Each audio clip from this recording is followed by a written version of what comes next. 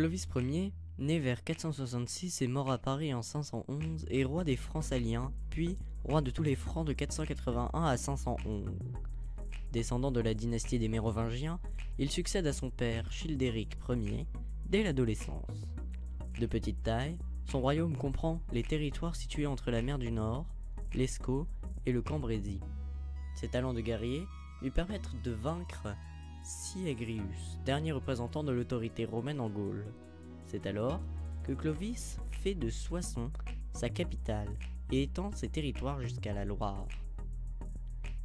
L'anecdote franque la plus célèbre est celle du vase de Soissons. Contée par Grégoire de Tours, l'histoire se déroule vers l'an 486, au cours de la guerre livrée par Clovis Ier au royaume Syagrius, peu après la prise de Soissons.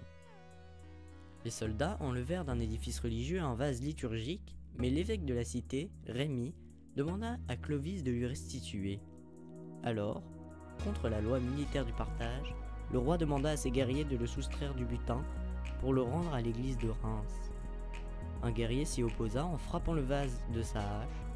Plus tard, Clovis ordonna à son armée de se réunir au champ de Mars, repérant le soldat qui avait frappé l'urne.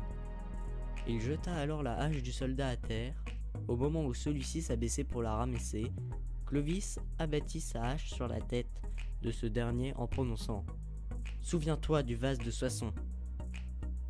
Après avoir soumis les Alamans à la bataille de Tolbiac, il étend son pouvoir vers le Rhin pour favoriser la paix avec les Burgondes.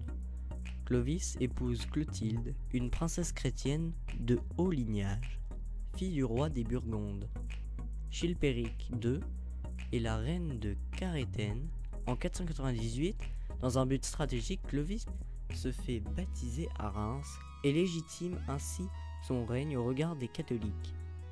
Il s'aliène avec roi barbare Aréen, mais parvient à imposer son autorité en tuant Alaric, roi wisigoth. Clovis peut alors ajouter l'Aquitaine au royaume franc qu'il était constitué et met véritablement en place la lignée mérovingienne.